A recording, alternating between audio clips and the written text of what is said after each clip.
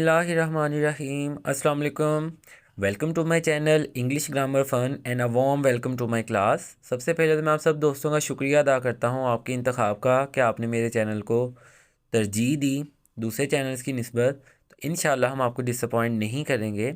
आज का हमारा टॉपिक बड़ा मज़ेदार है, ये है जी फ्यूचर इंडेफिनिट, जिसको फ्यूचर सिंपल टेंस भी कहते हैं। सबसे पहले जानना ज़रूरी है कि फ़्यूचर टेंस हम क्यों इस्तेमाल करते हैं और ये क्या होता है। It is use to express an action that will occur in future. Future मुस्तकबिल को कहते हैं। ये ऐसे एक्शन का इजहार करने के लिए हम इसका इस्तेमाल करते हैं जो कि आने वाले वक्त के लिए हो, जो कि मुस्तकबिल के बारे में हो। व्हाट आर इट्स यूजेस, इसके इस्तेमालात क्या हैं हम देखते हैं। To express an action that is not taken yet, हम किसी ऐसे एक्शन की बात, किसी ऐसे फेल की बात करेंगे जो कि अभी तक वकूअ पज़ीर नहीं हुआ। To express the speaker's opinion or assumptions, मफरूज़ात या कोई स्पीकर जो बात कर रहा है उसकी राय के बारे में हम इजहार करने के लिए, या वो जो सोचता है मुस्तकबिल के बारे में उसका इजहार करने के लिए। ये पॉइंट बड़ा ज़बरदस्त है। जैसे अगर कोई स्पीकर कहता है इट विल रेन, ये उसका ओपिनियन है कि बारिश होगी, तो हम फ्यूचर इंडेफिनिट या फ्यूचर सिंपल टेंस का इस्तेमाल कर सकते हैं। टू प्रिडिक्ट, इसका मतलब पेशन गोई करना, वक्त से पहले कोई बात करना। टू प्रोमिस इन फ्यूचर, मुस्तकबिल के किसी वादे के लिए, जैसे I shall see you, I will meet you. To plan, हम किसी चीज़ की मनसूबाबंदी करते हैं तो उसके इजहार के लिए भी हम फ्यूचर टेंस का इस्तेमाल करेंगे। तो इन तीन पॉइंट्स को आप जहन में रखें। To predict, to promise in future और टू प्लान, इसके लिए हम फ्यूचर इंडेफिनिट या फ्यूचर सिंपल टेंस का सहारा लेंगे। और दूसरी बात ये कि ऐसे एक्शन के बारे में बात करने के लिए जो कि अभी वकूअ पज़ीर नहीं हुआ, उसके लिए फ्यूचर सिंपल टेंस या फ्यूचर इंडेफिनिट टेंस का इस्तेमाल करेंगे। जब तक आपको किसी भी टेंस के इस्तेमाल का नहीं पता तब तक आप इंग्लिश नहीं अच्छे से सीख सकते। इसलिए उसके यूजेस पे फोकस किया करें ताकि आपको पता हो अकॉर्डिंग टू सिचुएशन हमने कहाँ कौन सा टेंस यूज़ करना है। तो जैसे हमेशा मैं आपको सिग्नल वर्ड्स के बारे में बताता हूँ, आज के जो सिग्नल वर्ड्स हैं फ्यूचर इंडेफिनिट टेंस के, वो हैं जी टुमारो और द नेक्स्ट। नेक्स्ट जो है ये वीक के लिए भी इस्तेमाल कर सकते हैं, डे के लिए, या आने वाले साल ईयर के लिए भी हम इसका इस्तेमाल कर सकते हैं। अगर हम बात करें हेल्पिंग वर्ब्स की, तो विल और शैल दो हेल्पिंग वर्ब हैं अकॉर्डिंग टू ट्रेडिशनल ग्रामर। आई और वी के साथ हम शैल का इस्तेमाल करेंगे, जबकि he she it singular name, you they या प्लूरल नेम के साथ हम विल का इस्तेमाल करेंगे। मॉडर्न इंग्लिश ग्रामर में सबके साथ विल का इस्तेमाल होता है, लेकिन ट्रेडिशनल इंग्लिश ग्रामर में आई और वी के साथ हम शैल का इस्तेमाल करते हैं, जबकि बाकी जितने भी हैं उन सब के साथ विल का इस्तेमाल होता है और उन सब के साथ फर्स्ट फॉर्म ऑफ वर्ब का इस्तेमाल होगा future indefinite active active voice tenses में। तो आपने ये याद रखने हैं इसके हेल्पिंग वर्ब्स, आई और वी के साथ शैल, बाकी सबके साथ विल का इस्तेमाल हम करेंगे। तो फ्यूचर इंडेफिनिट की हम बात कर रहे हैं, यहाँ मैंने आपको हेल्पिंग वर्ब्स के बारे में बताया है, इनको आपने याद रखना है और इन सब के साथ first form of verb future indefinite tense में हम इस्तेमाल करेंगे। नेक्स्ट अगर हम बात करते हैं इसके स्ट्रक्चर की, तो पॉजिटिव सेंटेंसेस में सबसे पहले सब्जेक्ट है, फिर हेल्पिंग वर्ब है, उसके बाद मेन वर्ब है और लास्ट पे ऑब्जेक्ट अगर किसी सेंटेंस में मौजूद है तो वो आएगा। एग्जाम्पल्स के तौर पे आई के साथ जैसे मैंने बताया अकॉर्डिंग टू ट्रेडिशनल ग्रामर हम शैल का इस्तेमाल करते हैं। आई शैल राइट अ लेटर, मैं ख़त लिखूँगा, ये हम कह सकते हैं फ्यूचर प्लान के बारे में हम बात कर रहे हैं। He will buy a new laptop, वो एक नया लैपटॉप ख़रीदेगा। She will come next week, next signal word यहाँ आ गया, वो अगले हफ्ते आएगी। He will sing a sad song, वो एक दुखी गाना गाएगा। They will move to a new house, वो एक नए घर मुंतकिल हो जाएंगे, शिफ्ट हो जाएंगे।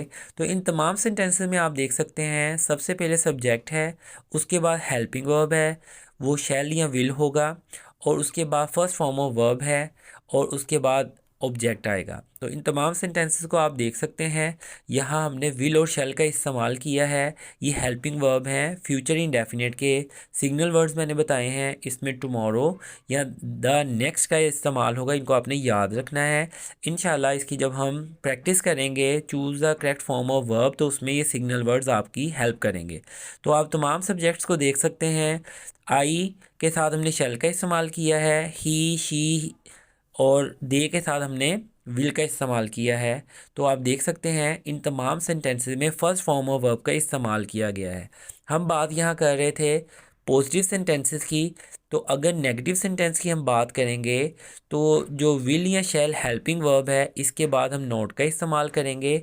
बाकी फर्स्ट फॉर्म ऑफ वर्ब जैसे हमने इसके सादा फिक्रों में इस्तेमाल किया, वैसे ही नेगेटिव सेंटेंसेस में भी हम इस्तेमाल करेंगे, और जो इंट्रोगेटिव है उसमें भी फर्स्ट फॉर्म ऑफ वर्ब का इस्तेमाल होगा। अब हम देखते हैं जी नेगेटिव सेंटेंसेस। जैसे मैंने आपको पहले बताया, सिंपली आपने हेल्पिंग वर्ब के बाद नॉट का इजाफा करना है किसी भी पॉजिटिव को नेगेटिव बनाने के लिए। जैसे I shall not write a letter, मैं ख़त नहीं लिखूंगा। He will not buy a new laptop, वो नया लैपटॉप नहीं ख़रीदेगा। She will not come next week, वो अगले हफ्ते नहीं आएगी। He will not sing a sad song, वो एक दुखी गाना नहीं गाएगा। They will not move to a new house, वो नए घर मुंतकिल नहीं होंगे। इन तमाम सेंटेंसेस में आप देख सकते हैं कि आपको पता होना चाहिए कि नोट का इजाफा आपने कहाँ करना है, तो वो है हेल्पिंग वर्ब और मेन वर्ब से पहले आपने नोट का इजाफा करना है। बाकी सारा स्ट्रक्चर वैसे ही रहेगा।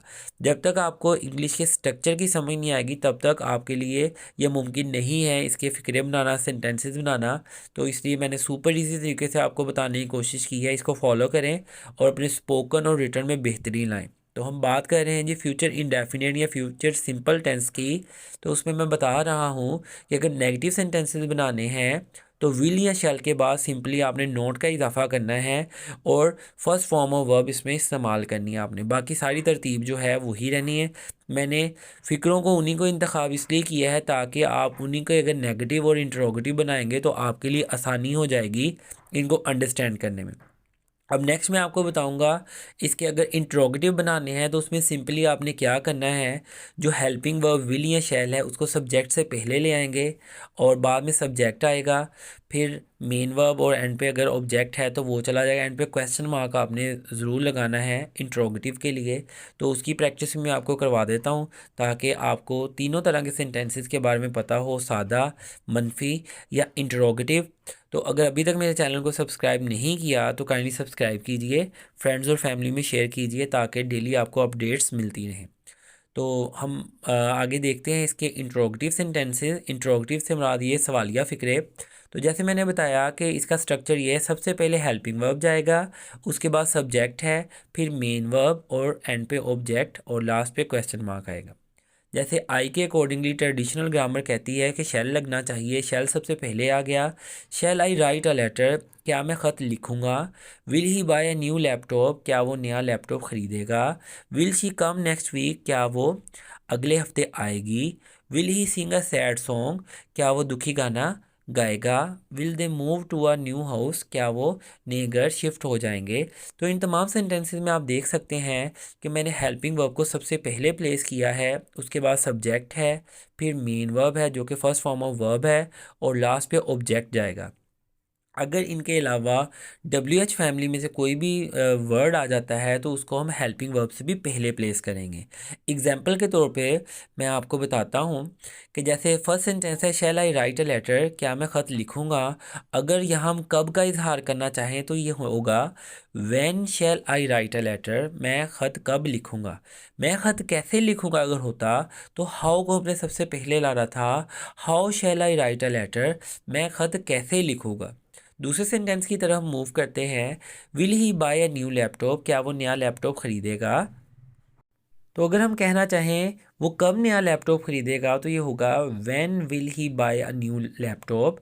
अगर हम कहें कि वो कैसे नया लैपटॉप खरीदेगा, how will he buy a new laptop. तो WH फैमिली में जो भी वर्ड्स हैं उनको आपने हेल्पिंग वर्ब से भी पहले प्लेस कर देना है।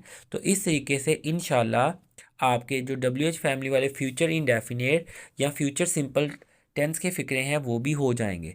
तो मैंने अपनी पूरी कोशिश की है कि इन तमाम एग्जाम्पल से द मोस्ट पॉसिबल ईजीएस्ट वे में मैं आपको बता सकूं। तो इसकी प्रैक्टिस कीजिए, बार बार प्रैक्टिस कीजिए, और ये याद रखिए कि कौन से टेंस को हमने कहाँ इस्तेमाल करना है। ये आपकी सबसे बड़ी अचीवमेंट होगी और मेरे लिए ये खुशी की बात होगी कि अगर किसी भी मौके पे मैं आपके स्ट्रक्चर में बेहतरी लाने में आपकी हेल्प कर सकूं। तो मेरे चैनल के साथ जुड़े रहिए, अपना ख्याल रखिएगा। अल्लाह हाफिज़।